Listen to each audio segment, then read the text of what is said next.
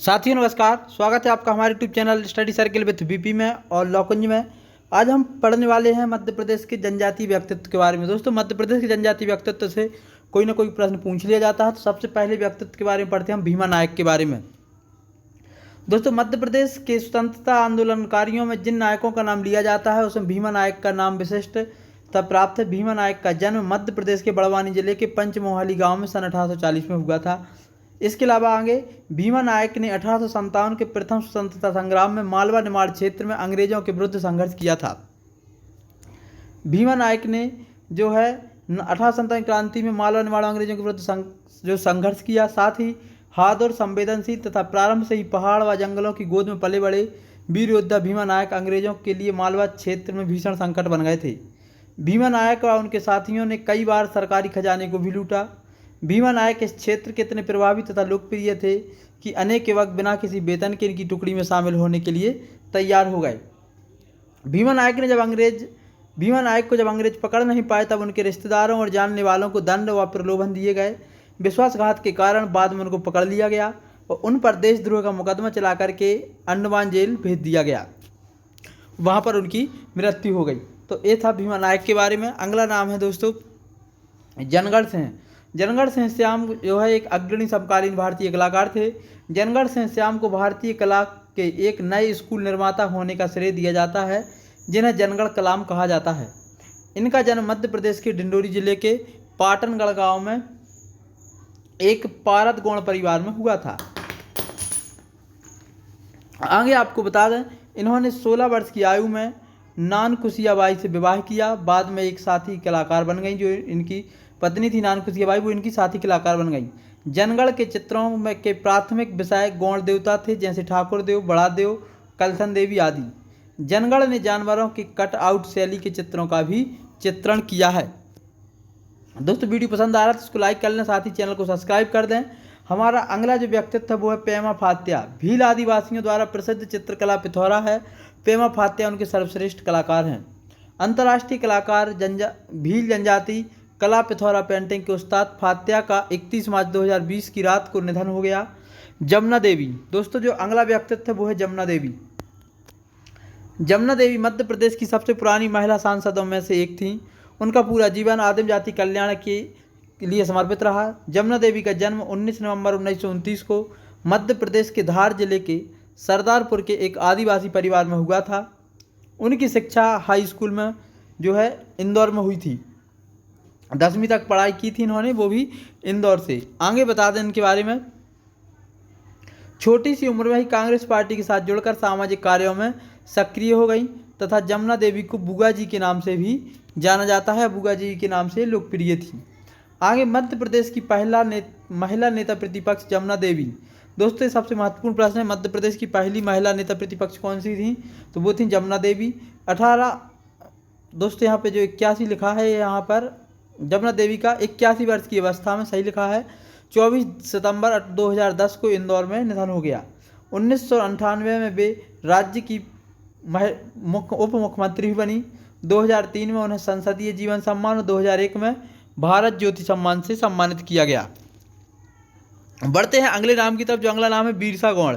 दोस्तों, बिरसा गौड़ जो है, बिरसा गौड़ का जो 1942 में बैतूल जिले के घोड़ा डोंगरी शाहपुर क्षेत्र के आदिवासी सेनानियों का एक बड़ा समूह 19 अगस्त 1942 को बिरसा गौड़ के नेतृत्व में घोड़ा डोंगरी रेलवे स्टेशन के पास इकट्ठा हुआ और गौड़ सरदार बिरसा ने जंगल जंगल घूम घूम कर एक एक आदिवासी को प्रेरित किया व एकजुट किया।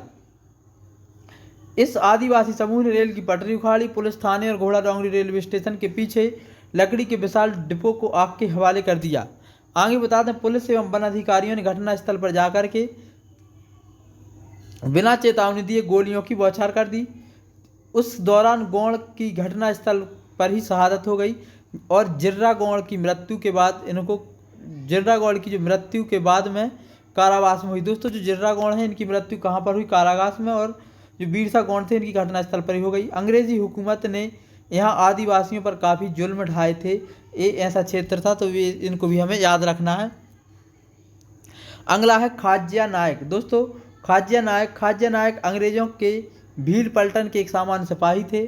बाद में उन्होंने किसी गलती कारणवश 10 साल की कैद हुई, जिस कारण से खाज्या के मन में अंग्रेजी शासन के प्रति घृणा के बीज अंकुरित हो गए। 1857 क्रांति के दौरान अंग्रेजों के विरुद्ध विद्रोह भड़का। तब खाज्या नायक बड़वानी क्षेत्र के क्रांतिकारी नेता भीमा नायक से मिल गए थे।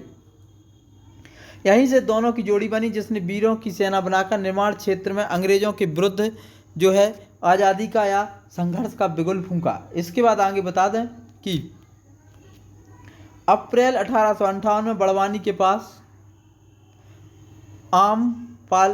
अमाल्या पानी गांव में अंग्रेज सेना और वीर सेना की मुठभेड़ हो गई, जिसके दौरान खाज्या नायक के पुत्र दौलत सिंह तथा उनके कई योद्धा शहीद हो गए। कर्नल जेम्स आउटर्म ने खाज्या नायक को धोखे से गिरफ्तार करके मार दिया।